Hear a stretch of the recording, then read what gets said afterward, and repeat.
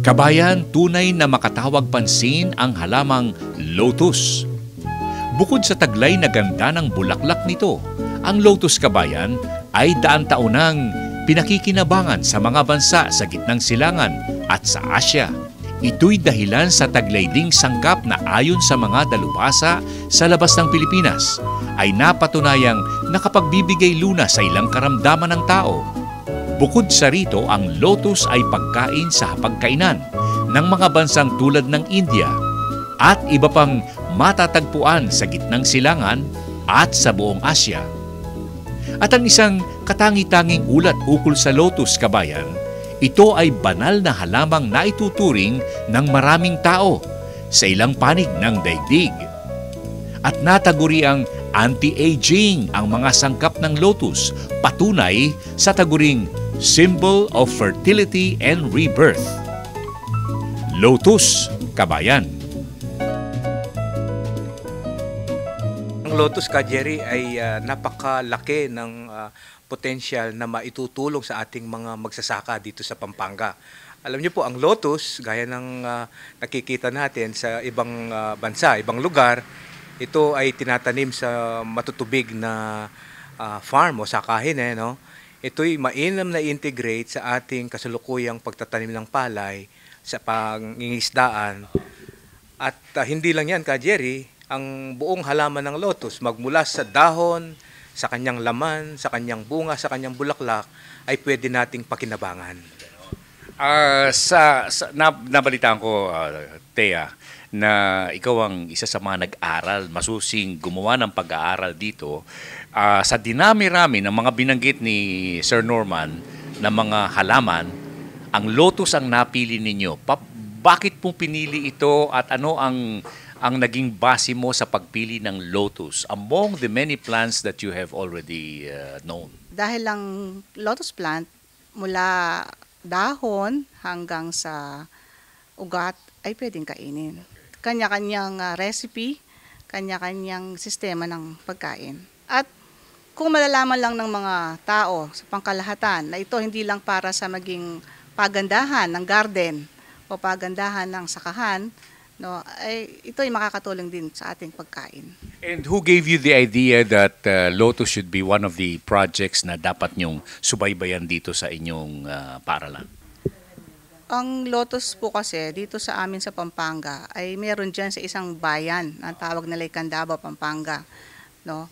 Marami yan dyan. At aking natuklasan sa pagtatanong, ito palang lotus na ito ay nakakain. Ngayon, sa pagsasaliksik pa, natuklasan ko rin na hindi lang pala ganun ang lotus. Maraming kulay, maraming itsura, at kanya-kanya din ang tinatawag nilang recipe para sa mga iyon. Mga ilang taong pag-aaral ang ginawa ninyo, Sir Norman, dito sa ganitong uri ng halaman? Actually, ka Jerry, ito po'y halos 6 na buwan yung pagpiprepare namin ng proposal. Magmula nung makita namin sa Candaba, ito'y sabi nga ni Dr. Zabala, tapos yung pananaliksik natin, pagtatanong natin sa ibang bansa, sa Korea at saka sa Thailand, personal nating nakita ito doon, nakita natin, ito ay mayroong malaking potensyal sa Pampanga, in particular sa mga sakain sa Candaba at saka ibang lugar pa sa Pampanga na karaniwang binabahay ka Jerry. So 6 months na pag-prepare ng ating proposal at magmula nung Marso, nung taong kasulukuyan, tinulungan tayo financially ng DA-BAR. Sila po ang pumapatnugot nitong project na ito. In short, kasama ang Pampanga Agricultural College. And did you ever find out doon sa nagtatanim at saka nagproyekto ng lotus sa Candaba, no? Na meron silang dahilan kung bakit itinaguyod nila ang lotus production? Ito po ay sa umpisa lamang, ka Jerry, fascinated. Actually, si Mayor Pelayo ng Candaba, He was just fascinated. yes, sa bulaklak. Sa bulaklak ng lotus, Ka Jerry, ito ay kanyang dinala magmula sa ibang bansa. At siya ngayon ay mayroong mahigit sa 2 hektaryang taniman ng lotus. So nakita natin ang potential nito at nakita din natin, Ka Jerry, na ito ay pwedeng maging problema sa hinaharap kung hindi natin pag-aaralan. Kasi highly invasive itong lotus. Kapag hinayaan sa taniman o kaya madaling kumalat siya. Kanya isa ito sa mga tinitingnan namin bilang mga researcher kung paano natin maayos na itanim ang lotus upang mapakinabangan natin rather than magiging problema, Ka Jerry. Is this a part, sabihin na natin, pamilya ba ito ng part of the family of water hyacinth? Yes, kapamilya po sila ng water lily, water hyacinth, ito ay maibigin sa matutubig na lugar, Ka Jerry. And as you mentioned before, nanggaling ka sa mga bansang talaga nagpaparami ng lotus, Anong kanilang particular na, passion sa produksyon ng lotus?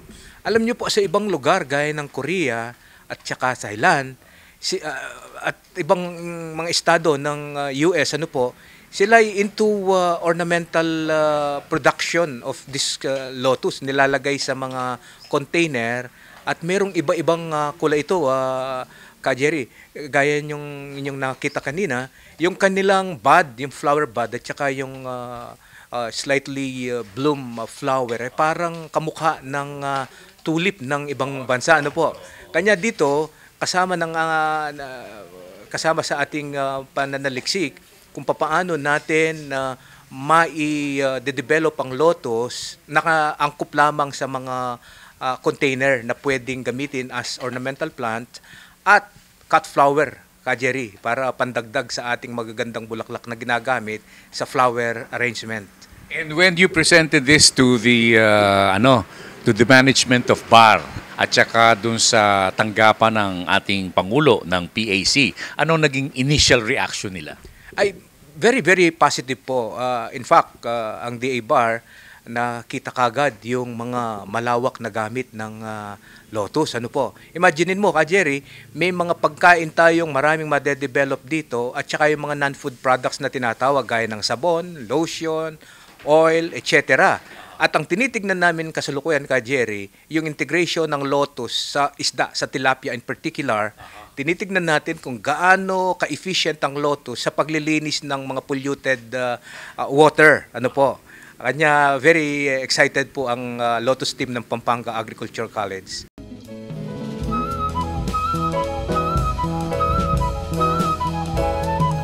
Lotus kabayan, isang uri ng halamang bulaklakin na may likas na ganda. Sa iba'y mahiwaga, banal na halamang bigay sa sangkatauhan ng poong lumikha. Nagtataglay ng mga sangkap na makatutulong sa kalusugan at kaisipan ng isang tao, kung kaya't ito'y binigyang buhay at pagpapahalaga ng mga dalubhasa upang lubos na magbigay ng biyaya sa ating kabuhayan at kapaligiran.